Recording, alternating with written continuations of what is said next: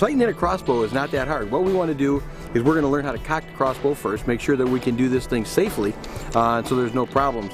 And what we're going to do is we're going to use the mechanical winch first to cock the crossbow. So we're going to go ahead and set this crossbow up.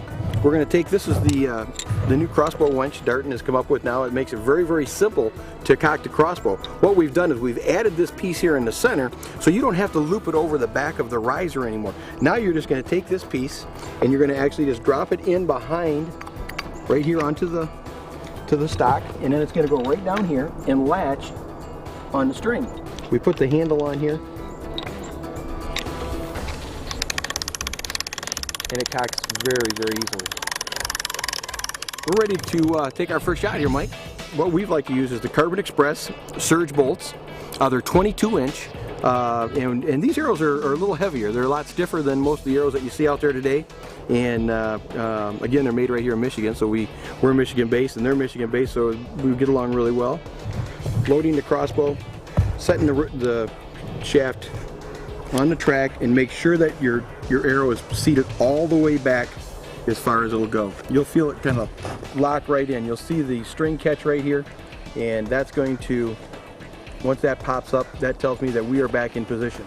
The arrow retention spring, which is the spring that's holding the arrow down, keeps the arrow from falling out, okay, as you're sitting in a tree stand or a blind.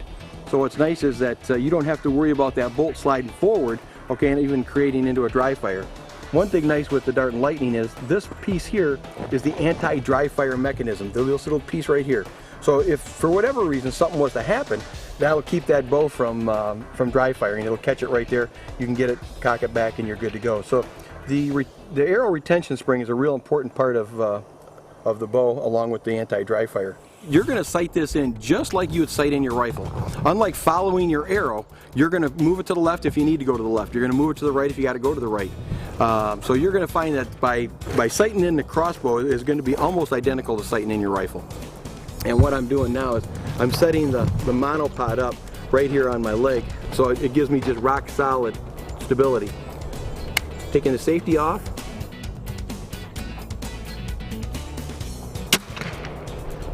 Boy, Mike, I'm not sure we have to do a lot of sighting in on this thing. It appears as though about 1.5 inches low on the first shot, right out of the box. So, and like I told you, it doesn't take a long time to sight in these crossbows.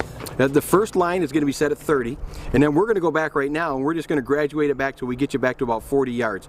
And it goes from 30 to 40, and then it's about every 5-yard increments from there on out. Mike, what we've got now is a rope cocker. What we've got are 2 hooks, and the easiest way to do this, if your rope cocker's like this and you grab your hooks, make sure you've got your handles to your rope cockers so they're facing out. And what you're going to do, now you've got to go back over the top of the rear of the riser, okay, way back here, and go down and hook it over the top of the rope. So it's sitting just like that. Now I've got to put my foot in here, and then I'm going to pull it all the way back. You hear it click, you drop them off, comes right off. So there's a lot less to doing it with the rope cocker than it is with the mechanical winch, but a lot of guys can't cock that crossbow with the rope cocker, so we've got both methods. Mike, we're certainly getting the true effect today out here at Moonlight Archery. We got the snow coming down, it's in the mid-20s, and we're sighting in our crossbow. We're out at 40 yards now. We just shot at 30. We're going to move back to 40. Once I have my crossbow positioned, I'm going to take safety off, and I'm going to use the second reticle of my line.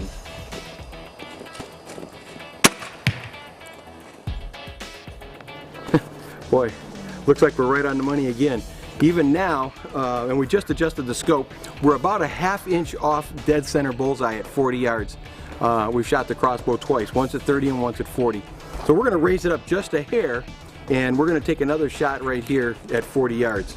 And we're going to move it up just a couple clicks. Just a couple. And we'll recock and take another shot.